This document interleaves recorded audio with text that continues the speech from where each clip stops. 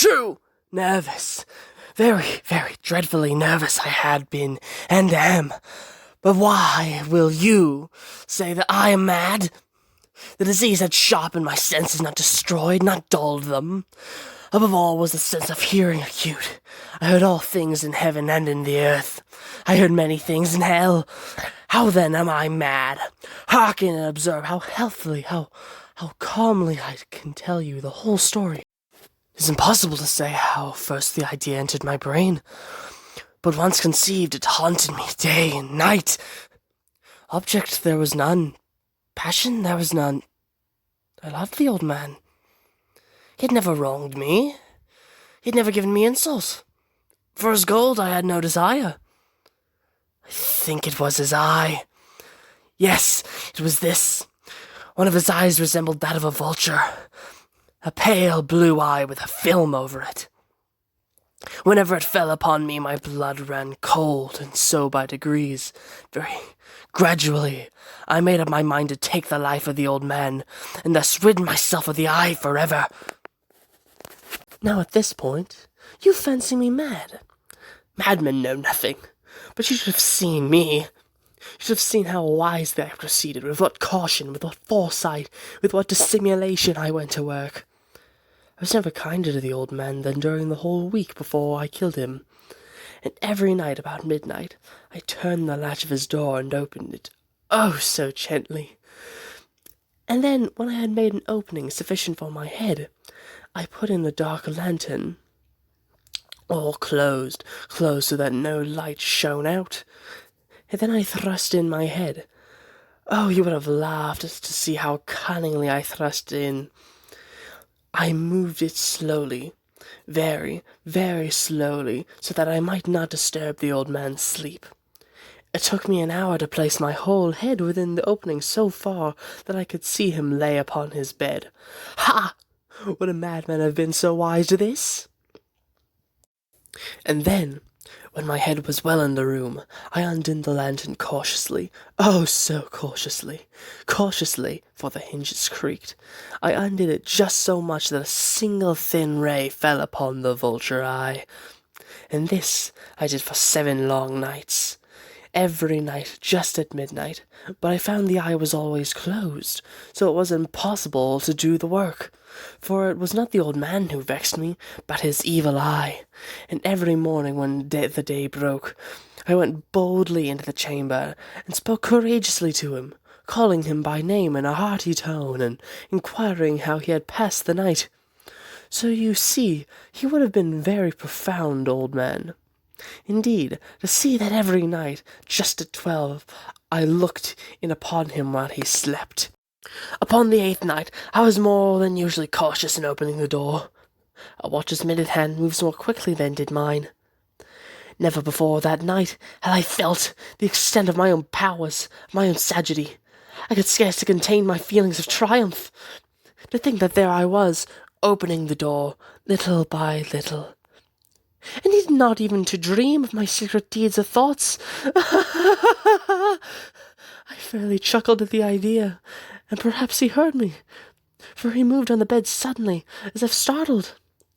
Now, you may think that I drew back, but no. This room was as black as pitch, with a thick darkness, for the shutters were closed, fastened through the fear of robbers. And so I knew that he could not see the opening of the door, and I kept pushing it on steadily. I had my head in, and was about to open the lantern, when my thumb slipped upon the tin fastening, and the old man sprang up in the bed, crying out, "Who's there?" I kept quiet, still, and said nothing. For a whole hour I did not move a muscle, and in the meantime I did not hear him lie down. He was still sitting up in the bed, listening, just as I have done, night after night, hearkening to the death watches in the wall. Presently, I heard a slight groan. I knew it was a groan of mortal terror. It was not a groan of pain or of grief, oh no! It was the low, stifled sound that rises from the bottom of the soul when overcharged with awe. I knew the sound well. Many a night, just at midnight, when all the world slept, it was well up from my own bosom, deepening with its dreadful echo the terrors that distracted me. I say I knew it well. I knew what the old man felt. I pitied him, although I chuckled at heart. I knew that he had been lying awake ever since the first slight noise when he had turned in the bed. His fears had been ever since growing upon him. He had been trying to fancy them causeless, but he could not. He had been saying to himself, "It's nothing but the wind in the chimney. It's only a mouse crossing the floor. Or it's merely a cricket which has made a single chirp. Yes, yes, yes." He has been trying to comfort himself in these situations, but he found it all in vain, because death, in approaching him, had stalked with his black shadows before him, enveloped the victim. And it was the mournful indulgence of the unperceived shadow which caused him to fear, although he neither saw nor heard, to feel the presence of my head within the room. When I had waited a long time, very patiently, without hearing him lie down, I resolved to open a very, very little crevice in the lantern. So I opened it. You cannot imagine how stealthily, until, at length, a single dim ray, like the thread of the spider, shot from out the crevice and fell upon the vulture eye. It was open. Wide open. I grew furious as I gazed upon it. I saw it with perfect distinctness, all a dull blue with a hideous veil over it that chilled the very marrow in my bones. But I could see nothing else of the old man's face or person, for I had directed the ray, as if by instinct, precisely upon the damned spot.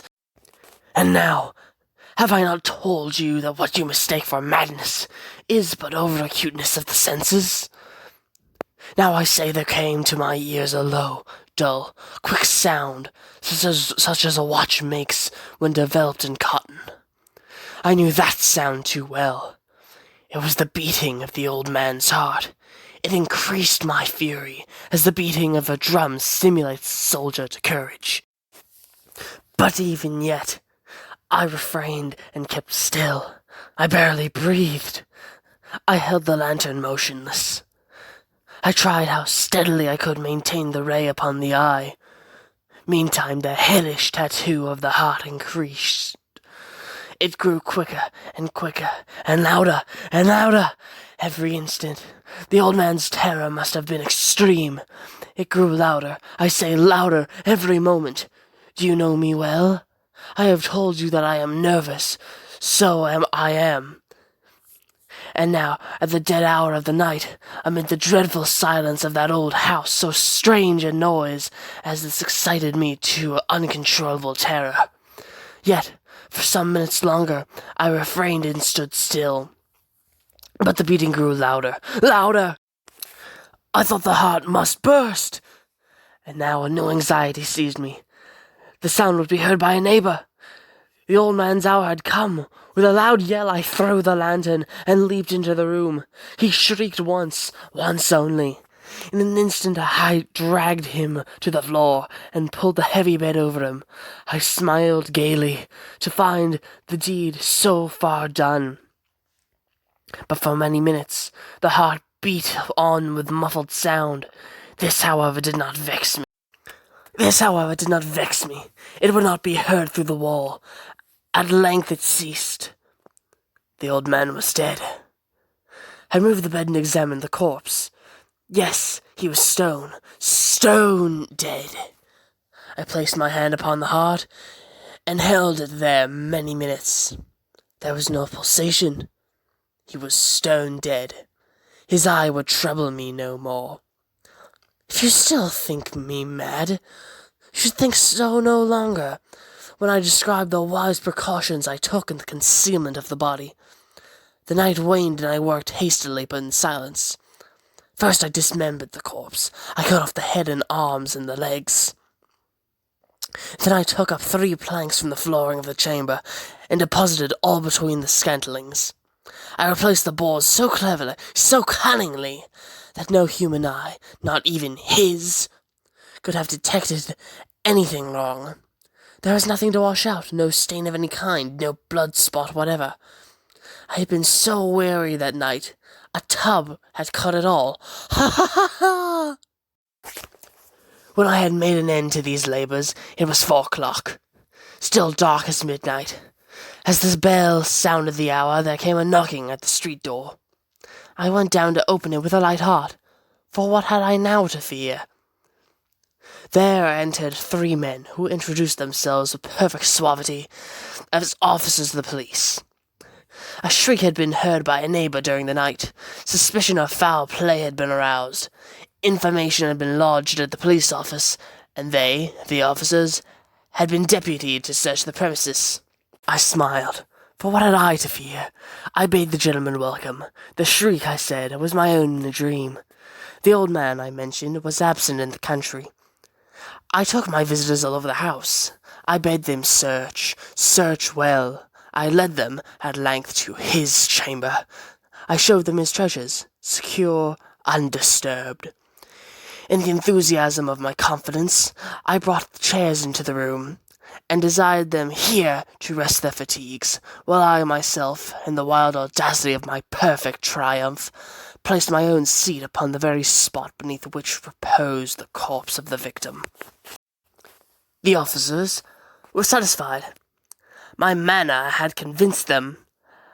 I was singularly at ease. They sat, and while I answered cheerfully, they chatted of familiar things. But ere long, I felt myself getting pale, and wished them gone. My head ached. I fancied a ringing in my ears. But still they sat, and still chatted. The ringing became more distinct.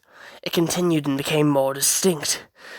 I walked more freely to get rid of the feeling, but it continued and gained definitiveness, until, at length, I found that the noise was not within my ears. No doubt I now grew very pale, but I talked more fluently, and with a heightened voice, yet the sound increased. And what could I do? It was a low, dull, quick sound, much such a sound as a watch makes when developed in cotton. I gasped for breath, and yet the officers heard it not. I talked more quickly, more vehemently. But the noise steadily increased. I arose and argued about trifles, in a high key and with violent gesticulations. But the noise steadily increased. Why would they not be gone? I paced the floor to and fro with heavy strides, as if excited to fury by the observations of the men. But the noise steadily increased. Oh God, what could I do? I foamed, I raved, I swore. I sung the chair upon which I had been sitting, and grated it upon the boards. But the noise arose all over, continually increased. It grew louder, louder, louder. And still the men chatted pleasantly and smiled. Was it possible they heard not? Almighty God, no, they heard, they suspected, they knew. They were making mockery of my horror. This I thought, and this I think, but anything was better than this agony, anything was more tolerable than this disseration. I could bear those hypocritical smiles no longer. I felt that I must scream or die, and now, again, hark, louder, louder, louder! Villains! I shrieked. Dissemble no more, I admit the deed, tear up the planks, here is the beating of his hideous heart.